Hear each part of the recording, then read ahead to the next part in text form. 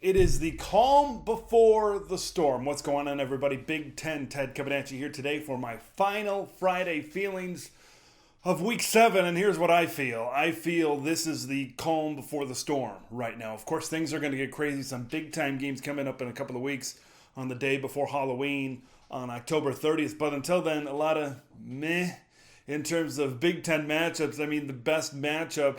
You can probably see it from what happened on the channel this week. Not a lot of game previews. The one game I did preview was the one I believe to be the most competitive matchup, and that's Nebraska going to Minnesota.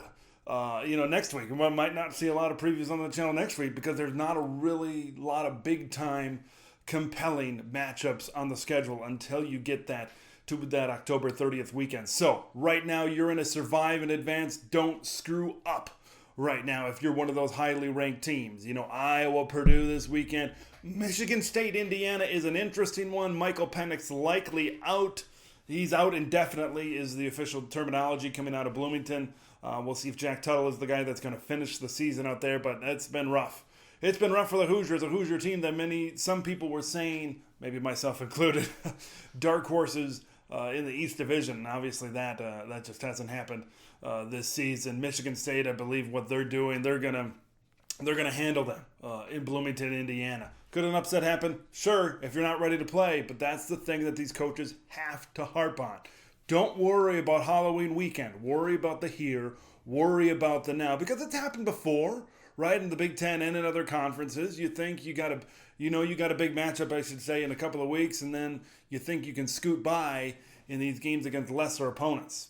But then that's where one comes up to bite you. So don't look forward, look at the here and now, of course, for those teams. But I think Michigan State, they're going to handle Indiana. Iowa, that one's going to be over early against Purdue. Maybe a couple of weeks back earlier this season, I thought maybe something could happen. But now, with O'Connell taking over for Plummer, I don't think they're outstanding at the quarterback position, even though they do have David Bell out there, one of the best receivers in the conference. So for these top-ranked teams, just survive and advance to get to the last month of the season. And it starts on October 30th is the big part of the season. But specific teams, I want to go how I feel about each team right now. Ohio State is weirdly underrated. Right now, they're the national and more of the Big Ten media, they're starting to talk about them a little bit more, but that Oregon loss really put them down a peg. But what they've been doing offensively has been outstanding. Their defense has been much improved. Now they're taking on lesser opponents. They're taking on not as talented offenses. That's why that October 30th matchup against a Penn State team will really give us a good gauge in Ohio State. But I feel as long as the Buckeye offense keeps on putting up these gaudy numbers on offense, that they're going to be fine no matter who they play. Look at Texas, Oklahoma last week. Who says Ohio State can't play like that? Who says Ohio State can't beat teams 56-49? Because they can do that on the offensive side of the ball. Penn State, it depends if Sean Clifford is going to be back. That's going to be the big thing. Big time bye week this week for the Nittany Lions. Couldn't come at a better time before their matchup against Illinois next week, and then Ohio State down the road. This is a team that can make the playoff if Clifford comes back and they run the table. But that remains, obviously, to be seen. Iowa. A lot of people talking about Iowa. Iowa has generated a lot of conversation. They're generating more conversation nationally. But the conversation nationally about Iowa is, well, are the Hawkeyes really number 2? Are they really playoff caliber team? The people aren't used to seeing the Hawkeyes in that position. Their schedule is favorable.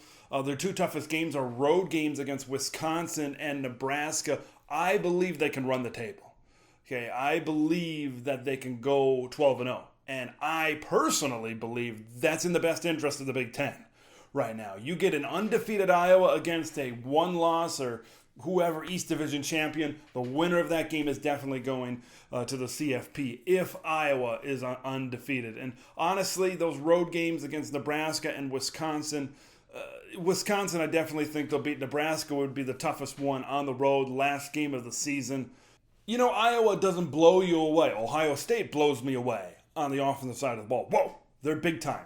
Iowa blows me away on the defensive side of the ball. What happens when Iowa doesn't take out the starting quarterback? Whether via injury or via poor play. I want to see Iowa get into that situation. They got into it a little bit against Penn State had to come back, and after the Clifford injury, of course, they prevailed in the end. I want to see it, and the thing is, I want to see it. I don't know if I'm going to be able to see it. Will Wisconsin be at a good enough level on October 30th for me to see them in a battle in Madison? It could happen. If Graham Mertz plays well, we'll see. Are they going to see it against Nebraska? I mean, those are solid teams on the road in Wisconsin and Nebraska. They're not outstanding teams. It's not like they're playing in the East Division. So, Iowa could still, to be honest with you, Iowa could go into the Big Ten championship game in Indianapolis. And some people, I don't know if I would characterize myself as one of those people, but some people could say, well, Iowa's going into the Big Ten championship game, West Division champs 12-0, unproven. Some people could say that. I don't think that I would say that, because I think if they go on the road and get Wisconsin and Nebraska victories, that those are two solid victories on the road. But what else does Iowa need to do? Right? You're knocking out quarterbacks. You're forcing turnovers at a record rate. Your offense is doing enough, but some people want more. What do you guys think? You think we're going to see any upsets this week? You think we're going to see upsets next week in this kind of lull period with not great games in the Big Ten Conference? I want to hear your thoughts on some of these teams. Ohio State, on Iowa. A lot of people getting hyped up about Iowa. And I love that discussion in the comments about the Hawkeyes, because it's not only this channel, it's other channels, it's nationally, it's some people are unsure what to think about Iowa. Us in the Big Ten, we see this. Okay, we see Iowa rise to this level every few years. So this is nothing new for folks in the Big Ten Conference, but still there's a few questions surrounding the Iowa Hawkeyes. And then your other teams, Nebraska, can they turn the corner? Minnesota, what's going to happen to them? Ever since the Outback Bowl, a game a few years where they beat Auburn on New Year's Day in 2020, it's been pretty downhill for the Gophers. Can they respond with a win over Nebraska? Leave your thoughts in the comments below. All things Big Ten. Subscribe to Big Ten Ted. We'll see you in the next one.